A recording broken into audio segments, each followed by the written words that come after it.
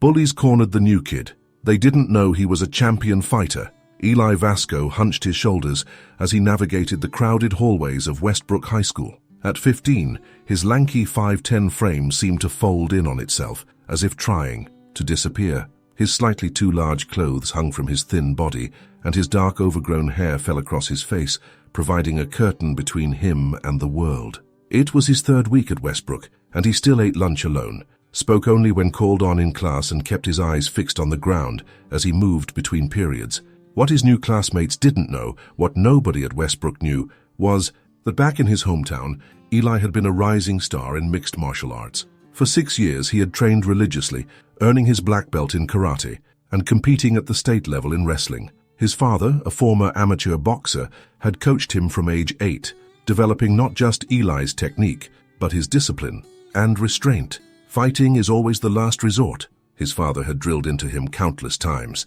Your skills are for protection, not intimidation. When his parents' divorce had forced the move cross-country, Eli had left behind not just his friends and his training gym, but his confidence. Each day at Westbrook felt like navigating a minefield, and he kept his head down, focused only on making it through until graduation. Unfortunately, his attempts to remain invisible had failed. 3 juniors had noticed the new kid, quiet, scrawny, and perpetually alone. Perfect prey. Marcus Dawson was their ringleader, a linebacker on the football team with broad shoulders and a permanent smirk. His right-hand man was Tyler Reed, leaner but taller, with cold eyes that seemed to catalog weaknesses. Completing their trio was Damon Harris, stocky and aggressive, always eager to impress Marcus with his cruelty. "Hey, new kid," Marcus called, across the cafeteria on that fateful Monday, his voice carrying over the din of lunchtime conversations. "What's your deal? You deaf or something?" Eli kept his eyes on his tray, pretending not to hear. Around him, conversations quieted as students sensed the familiar prelude to entertainment. Miss Patel, the English teacher on lunch duty, glanced up briefly before returning to her phone. The school's unofficial policy seemed to be minimal intervention, until absolutely necessary, something the trio had learned to exploit with precision. "I'm talking to you, Stringbean," Marcus said, now standing over Eli's table, flanked by Tyler and Damon. "You too good to answer when someone's talking to you." Eli swallowed hard. "Just eating lunch," he mumbled, still not making eye contact. "Just eating lunch," Tyler mimicked in a high-pitched voice, drawing snickers from nearby tables. Marcus reached over and flipped Eli's tray, sending his half-eaten sandwich and apple across the table and onto the floor. "Oops," Marcus said with exaggerated concern. "Guess you're done now. Don't react. Don't engage. It's not worth it." Eli repeated his mantra silently as he knelt to pick up the scattered food. His hands trembled slightly, but not from fear, from the effort of restraint. Old instincts from the mat flashed through his mind. The perfect sweep to take down the closest opponent, the pressure points that would drop Marcus instantly. But he'd promised his mother after the last incident at his old school. No more fighting, not even in self-defense.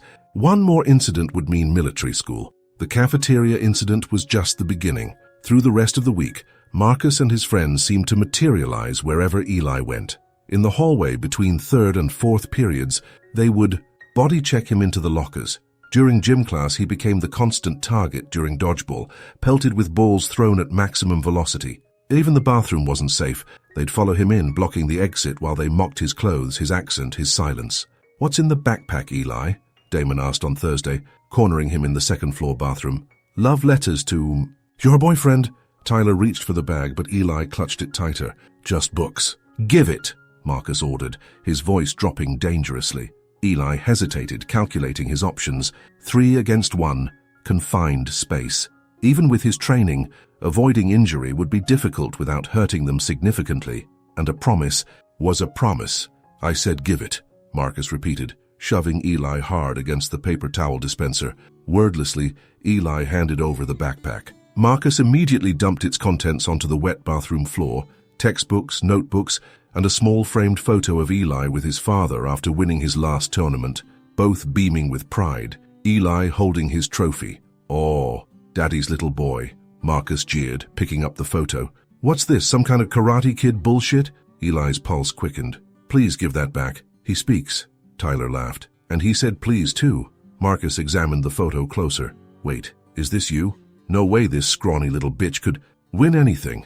He turned the frame over in his hands. "I think this needs a swim, don't you guys?" Before Eli could react, Marcus dropped the frame into the toilet. Something inside Eli cracked, a hairline fracture in his resolve. "Don't," he started to say, but it was too late. Marcus flushed, and the frame swirled before settling at the bottom of the bowl. "Breathe. Just breathe." His father's voice echoed in his head. "Center yourself. Find your balance." But balance was becoming harder to maintain. The following day, Friday, Eli avoided the bathrooms entirely, skipped lunch, and tried new routes between classes. It almost worked. Almost. As the final bell rang, he thought he'd made it. The weekend would provide 48 hours of relief, time to regroup and maybe talk to his mum about transferring schools. He was halfway across the back parking lot when he heard footsteps behind him. "Leaving so soon, Eli?" Marcus called. "We missed you at lunch." Eli kept walking, quickening his pace slightly. The parking lot was emptying rapidly as students hurried. "Home for the weekend. Hey, I'm talking to you." Marcus's hand landed heavily on Eli's shoulder, spinning him around. All three of them stood there, Marcus in front with Tyler and Damon flanking him like palace guards. "We've been thinking," Marcus said. "You haven't properly paid your new student dues." Eli took a step back. "I don't want trouble. Should have thought of that before you came to our school," Damon said. "The thing is," Marcus continued, stepping closer, "we run things here, and you've been acting like you don't respect that." "I don't bother anyone," Eli said quietly. "Just let me go home." "After you pay up," Tyler insisted. "Empty your pockets." Eli shook his head. No, it was the wrong answer. Marcus's expression hardened, and without warning he swung. Eli saw it coming, a telegraphed right hook, sloppy and wide, and instinctively started to move with it to reduce the impact. But halfway through the movement, he remembered his promise, and forced himself to stop. The punch connected with his jaw, snapping his head to the side. Pain exploded across his face. He staggered but didn't fall. "Not so tough now, huh?" Marcus grinned, shaking out his hand. Eli straightened, saying nothing. A small trickle of blood ran from the corner of his mouth. "Look at him just standing there." Damon laughed. "What a freak." Tyler moved in next, delivering a sharp jab to Eli's stomach that doubled him over. As he gasped for breath, Marcus kneed him in the face. Eli fell to the asphalt, his vision swimming. "Don't fight back. Don't fight back." The mantra was becoming harder to maintain as his body screamed at him to defend himself. "Check his pockets," Marcus ordered, and Damon roughly rolled Eli over, emptying his jeans pockets to find $27. Lunch. Money for the week that had gone unused. "Payday," Damon grinned, pocketing the cash. "Let's make sure he remembers this lesson," Marcus said, and all three began kicking Eli as he curled into a protective ball on the ground. One kick caught him in the ribs with such force that he heard a crack. Another split his eyebrow. Through the haze of pain, a quiet, dangerous voice in the back of Eli's mind whispered, "They've made their choice. Now you make yours." But he held on, barely, to his promise. He didn't fight back. Not then. After what seemed like hours but was probably less than a minute, they stopped. "Same time Monday, new kid," Marcus said, spitting on the ground near Eli's head. "Bring more cash." They walked away laughing, leaving Eli bleeding on the asphalt. He waited until they were out of sight before slowly, painfully pulling himself to his feet. His ribs screamed in protest, and his face felt like it was on fire, but it was the humiliation that burned hottest. He limped the entire 2 miles home, using back streets to avoid being seen. When he finally reached his house, he was grateful his mother was still at work. In the bathroom, he surveyed the damage. Split eyebrow, bruised jaw, cut lip. His torso was a canvas of developing bruises, with one area on his left side particularly. Betender, possibly a cracked rib. As he cleaned his wounds, a cold clarity settled over him. He had kept his promise. He had taken the beating without fighting back, but promises went both ways, and his mother had promised this move would be a fresh start, a better life. Instead, he was right back where he'd been before, a target. He reached for his phone and pulled up a familiar contact. After a moment's hesitation, he pressed call. "Dad? It's me. I need your help." The weekend passed in a blur of ice packs, painkillers, and reconnection. Eli's father drove 6 hours to see him after hearing what had happened. They told his mother Eli had fallen down the concrete steps at school, a lie she clearly didn't fully believe, but chose not to challenge. In the privacy of Eli's room, father and son had a long, quiet conversation. "You kept your promise," his father said finally. "You didn't start anything, you didn't escalate, you walked away when you could." He placed a hand gently on Eli's shoulder. "But self-defense isn't the same as fighting. Your mother needs to understand that." She'll be angry, Eli said. Let me worry about your mother, his father replied. Monday, you go back with your head held high. If they leave you alone, great. If not, he paused, choosing his words carefully. You defend yourself. Minimum force necessary. No permanent damage. But you end it decisively so it doesn't happen again. Sunday night, after his father had returned home, Eli stood in his room and began, moving through the kata he hadn't practiced in weeks. His bruised body protested, but with each movement, a forgotten confidence returned. His strikes were precise, his stance solid. The nervousness that had plagued him since arriving at Westbrook began to dissolve, replaced by a calm determination. I gave peace every chance, he thought, as he moved through the familiar patterns. Now, I restore balance. Monday morning arrived, with dreary skies and the threat of rain, fitting weather for what Eli knew lay ahead. He dressed with care, choosing clothes that allowed freedom of movement.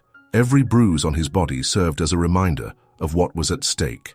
In first period, he sat straighter than usual, his eyes forward instead of down. A few students did double takes, whispering behind their hands about his visible injuries. Eli? Ms. Crawford, his history teacher, asked with concern. Are you all right? Do you need to see the nurse? I'm fine, thank you, he answered clearly, his voice carrying across the room. Several heads turned at the sound. Most had never heard him speak above a mumble. The morning passed without incident. Either Marcus and his friends hadn't arrived yet, or they were avoiding their usual haunts. Lunchtime came, and Eli deliberately chose a table in the center of the cafeteria, not hiding in the corner as he usually did. He ate slowly, aware of the glances cast his way. The cafeteria doors swung open, and the familiar trio entered. There was an immediate shift in the room's energy as conversations quieted and eyes darted between the newcomers and Eli. Well, look who decided to show his face, Marcus announced, making a beeline for Eli's table. Didn't think we'd see you. Today, new kid. Eli continued eating, not looking up yet, not until they were closer. I'm talking to you, freak, Marcus said, now standing directly across the table. You're in my seat. Slowly, deliberately, Eli put down his fork and raised his eyes to meet Marcus's. The senior's cocky expression faltered momentarily at what he saw there. No fear, no submission, just calm assessment. There are plenty of seats, Eli said evenly. Find another one. The cafeteria went silent. Even the lunch ladies stopped serving to watch. Marcus recovered quickly, his face flushing with anger. What did you just say to me? You heard me, Eli replied, his voice steady. Walk away, Marcus, just walk away. Tyler and Damon exchanged glances. This wasn't the script they were used to. You think that little beating taught you to talk back? Marcus leaned forward, palms flat on the table. Maybe you need another lesson. Not here, Eli said, looking pointedly at the teachers who were now watching with interest. After school behind the gym, just you and me. Marcus blinked, thrown off by the challenge. You want to fight me, seriously? I want this to end, Eli clarified. One way or another. A slow, cruel smile spread across Marcus's face. Your funeral. New kid, behind the gym, don't keep me waiting. As the trio walked away, the cafeteria erupted in hushed conversations. Eli returned to his lunch, eating methodically, fueling his body for what was to come. News of the challenge spread through Westbrook like wildfire. By seventh period, even teachers had heard whispers. Mr. Kapoor, Eli's math teacher, held him. Back after class. I've heard some troubling rumors, Eli, he said carefully. About an altercation being planned? Eli met his gaze steadily. I'm handling it, sir. There are better ways to resolve conflicts. I've tried them. Eli cut in respectfully, but firmly. Sometimes you have to speak a language the other person understands. Mr. Kapoor studied him for a long moment. Just be careful. Violence tends to create more problems than it solves. Eli nodded. I know. That's why I'll only use as much as necessary. The final bell rang at 3:15. By 3:20, a sizable crowd had gathered behind the gym, students from every grade drawn by the promise of witnessing the new kid's destruction. Marcus arrived with his entourage, playing to the crowd, shadowboxing and accepting high fives. At 3:25, Eli walked calmly around the corner of the building. The crowd parted to let him through. He wore a simple white t-shirt and had removed his watch, placing it carefully in his backpack, which he set against the wall. His movements were precise, unhurried. Didn't think you'd show, Marcus called out, still playing to the audience. Eli said nothing, simply taking position about 10 feet from Marcus. He settled into a relaxed stance, not a formal fighting pose, but one that would allow him to move quickly in any direction. No teachers to save you now, Marcus taunted, moving closer. Ready to cry, new kid? My name, he said clearly, is Eli Vasco. I don't care what your name is, Marcus spat. You're nobody. Without warning, Marcus charged, throwing a wild haymaker similar to the one that had caught Eli on Friday. This time, Eli didn't hold back. He stepped inside the punch, slipping it easily, and delivered a precise strike to Marcus's solar plexus. The bigger boy doubled over, gasping for air. The crowd went silent. Friday was the last time you touched me, Eli said quietly, stepping back to give Marcus space. We're done here, walk away. But Marcus wasn't ready to accept defeat. With a roar of rage, he straightened and rushed Eli again, throwing punches wildly. Eli weaved, blocked, and redirected, his movements fluid and economical. He wasn't showing off. Each move was designed to neutralize Marcus's attacks while causing minimal harm. After 30 seconds of this one-sided exchange, frustration overtook Marcus. He telegraphed a massive right hook, putting his full weight behind it. Eli saw it coming a mile away. In one smooth motion, he ducked under the punch, stepped behind Marcus, and used the bigger boy's momentum to send him sprawling face first onto the ground. Before Marcus could recover, Eli had him in a controlled hold, one arm immobilized behind his back, Eli's knee applying just enough pressure to keep him down without causing injury. It's over, Eli said calmly, his mouth close to Marcus's ear. You won't bother me again, not if you understand. After a moment of futile struggling, Marcus nodded jerkily. Eli released him and stepped back, keeping his guard up. Marcus climbed to his feet. Dirt smeared across his face, humiliation burning in his eyes. This isn't over, he growled, but made no move to continue fighting. Yes, it is, Eli replied simply. Unless you want everyone to see what happens next. The implied threat hung in the air. The crowd had witnessed Marcus's complete ineffectiveness against the new kid. Any further confrontation would only cement his humiliation. Whatever, Marcus muttered, trying desperately to save face. You're not worth my time. As Marcus backed away, Tyler stepped forward. You think you're tough now? There's still two of us. Eli turned to face him, his expression unchanged. Is that really what you want, Tyler? Unlike Marcus, Tyler had been paying attention. He'd seen how easily Eli had neutralized his friend, how controlled and precise each movement had been. He hesitated. Your choice, Eli said. But know this. Ends the same way. Tyler's bravado wavered. This isn't over, he echoed Marcus's words, but there was uncertainty in his voice. Tuesday. Same time, same place, Eli said calmly. If you still want to try. The crowd began to disperse, the expected beatdown having turned into something entirely different. As students walked away, their conversations shifted from disappointment at the brevity of the fight to speculation about who exactly the new kid was. Eli gathered his backpack and walked away without looking back. 1 down, 2 to go. The message had been sent, but he knew it might take more than one demonstration for it to sink in. Sleep came easily that night, a deep, restful peace that had eluded him since arriving at Westbrook. He woke on Tuesday morning feeling centered in a way he hadn't for weeks. The whispers in the hallway had changed tenor, no longer mocking but curious, even respectful. His first encounter with Tyler came between second and third periods. The hallway was crowded, offering plenty of witnesses but little room to maneuver. Tyler stood with Damon near Eli's locker, clearly waiting for him. Look who it is, Tyler said as Eli approached, but the usual venom was missing from his voice. Got lucky yesterday, didn't you? Eli met his gaze steadily. It wasn't luck. Marcus wasn't ready. Damon jumped in. He underestimated you. We won't make the same mistake. Eli opened his locker calmly, placing books inside with deliberate movements. I meant what I said yesterday. This can end now. No one else needs to get hurt. You threatening us? Tyler demanded, trying to recapture his usual intimidating tone. No, Eli replied simply. I'm giving you a choice. Before either could respond, the bell rang, and the hallway began to clear. Eli shut his locker and turned to leave. After school, Tyler called after him. Don't forget. I'll be there, Eli answered without looking back. Word of the second confrontation spread even faster than the first. By lunchtime, students Eli had never spoken to were approaching him. Is it true you're fighting Tyler Reed today? A sophomore girl asked as he stood in the lunch line. That depends on Tyler, Eli answered. Another student, a senior Eli recognized from his English class, leaned in. Someone said you're some kind of karate champion. That true? Eli shrugged. I used to compete. The simple statement traveled through the school like a shockwave, growing with each retelling. By 7th period, rumors claimed Eli was everything, from a black belt assassin to a disgraced MMA fighter hiding under a new identity. When 3:30 arrived, the crowd behind the gym had nearly doubled. Students perched on dumpsters and fire escapes to get a better view. Tyler was already there, bouncing on the balls of his feet, trying to appear confident. Damon stood nearby, arms crossed, expression wary. Eli arrived precisely on time, going through the same ritual of removing his watch and setting down his backpack. The crowd parted more respectfully today, several students nodding to him as he passed. "Thought you might chicken out," Tyler called, but his voice lacked conviction. "I said I'd be here," Eli replied, taking up the same relaxed stance as before. Tyler circled cautiously. Having learned from Marcus's mistakes, he was more controlled, more tactical in his approach. When he finally moved, it was with a feint to the left, followed by a quick jab to the right. Eli read the move easily, parrying the jab and countering with a light, open-handed strike to Tyler's chest that sent him stumbling back a step.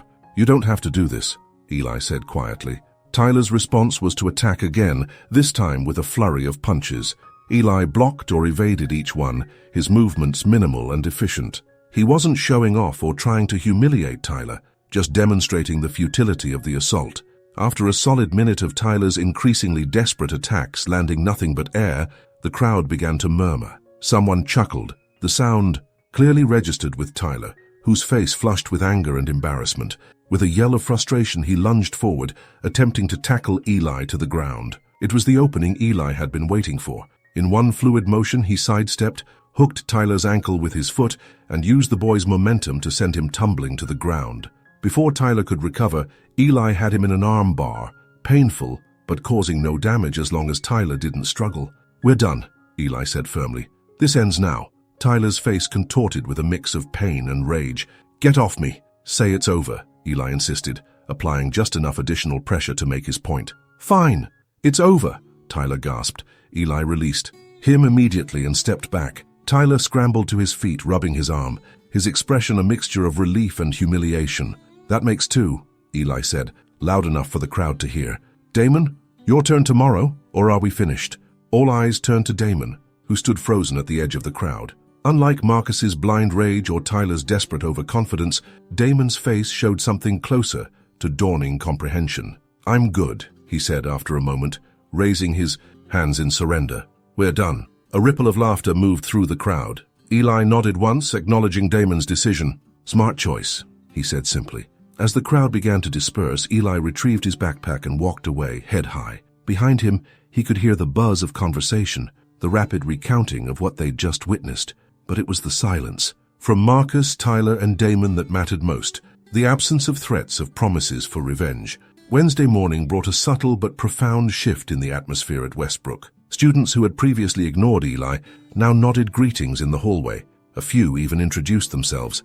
In his morning classes, he answered questions more confidently, his voice carrying clearly across the room. During lunch, he was sitting, alone as usual, when a chair scraped across from him. He looked up to find Andrea Reyes, editor of the school newspaper, sliding into the seat. "Mind if I join you?" she asked, not waiting for an answer before setting down her tray. Eli gestured for her to continue. "So," she said, unwrapping her sandwich, "everyone's talking about you." "I'd rather they didn't," Eli replied. Too late for that. She leaned forward, lowering her voice conspiratorially. "I did some digging. Triple state champion in your weight class last year. 4 regional titles before that. Why keep it a secret?" Eli shrugged. "I'm not hiding anything. I just didn't come here looking for attention." "Well, you've got it now."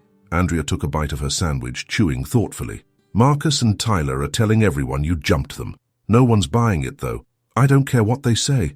Maybe you should." She pulled out her phone, showing him a social media post, a video of yesterday's confrontation with Tyler, already with hundreds of comments. "You're the most interesting thing to happen at Westbrook since the chemistry lab explosion last spring." Eli pushed the phone gently back toward her. "I just want to be left alone." "Fair enough." Andrea pocketed her phone. "But for what it's worth, a lot of kids are breathing easier, knowing those 3 finally got what was coming to them. They've been terrorizing underclassmen for years." Before Eli could respond, a commotion at the cafeteria entrance drew their attention. Marcus, Tyler, and Damon had entered, but their usual swagger was noticeably absent. Marcus sported a spectacular bruise along his jawline, and Tyler still favored the arm Eli had locked. The cafeteria quieted as the 3 made their way to their usual table. As they passed near Eli, Marcus stiffened but kept walking, eyes fixed straight ahead. Tyler and Damon followed suit, giving Eli a wide berth. "Now that," Andrea said with satisfaction, "is what justice looks like." The rest of the week passed without incident. Eli began to settle into a new normal, still quiet by nature, but no longer invisible. He spoke when he had something to say, walked the halls with his head up, and even joined a pickup basketball game during Friday's gym class. It was after the final bell on Friday, almost exactly a week after the parking lot beating, that Marcus approached him alone. Eli tensed, ready for another confrontation, but Marcus's body language was different. Shoulders slumped, eyes downcast. "Can I talk to you for a second?" Marcus asked, his voice lacking its usual aggressive edge. Eli nodded cautiously. "Go ahead." "Not here." Marcus gestured toward an empty classroom. "Please." After a moment's consideration, Eli followed him inside, positioning himself near the door, alert for any sign of an ambush. But Marcus seemed genuinely alone and, more surprisingly, subdued. "I wanted to say," Marcus began, then stopped, clearly struggling with the words. "What happened last Friday wasn't cool. The 3-on-1 thing, I mean."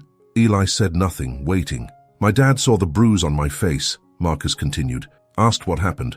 I told him I got into a fight and lost. He said," Marcus swallowed hard. "He said if I couldn't win a fair fight, I had no business starting one. And if I couldn't fight fair, I was no son of his." "Your dad sounds like a smart man," Eli said quietly. "Yeah, well," Marcus shrugged uncomfortably. "Anyway, I just wanted to say it won't happen again. We'll leave you alone." "That's all I ever wanted," Eli replied. Marcus nodded awkwardly and turned to leave, then paused. "Those moves you used, they were pretty sick. Where'd you learn to fight like that?" "My dad taught me," Eli said. "Started when I was 8. "Lucky." Marcus hesitated again. Could you show me sometime? Not to use on anyone," he added quickly. "Just, to know." The request caught Eli by surprise. He studied Marcus's face, looking for signs of deception, but saw only genuine curiosity and perhaps a touch of admiration. "Maybe," Eli said finally. "If you're serious about never targeting anyone again." "I am," Marcus said, with what appeared to be genuine sincerity. "Scout's honor." As Eli walked home that afternoon, his step was lighter than it had been in months. The bruises from last Friday's beating were fading, and with them, the uncertainty and fear that had followed him to Westbrook. His phone buzzed with a text from his father. "How was your week?" Eli thought for a moment, then typed back, "Found my balance again." The reply came quickly. "Never doubted you would. Proud of you." "Son?" Eli smiled, pocketing his phone as he rounded the corner to his street. Change, he reflected, sometimes came in unexpected ways and from unexpected directions. He had arrived at Westbrook invisible and afraid, trying desperately to disappear. He would continue his journey visible and respected, not because of his ability to hurt others, but because of his choice not to, until it became absolutely necessary, and that, he decided, was a lesson worth learning.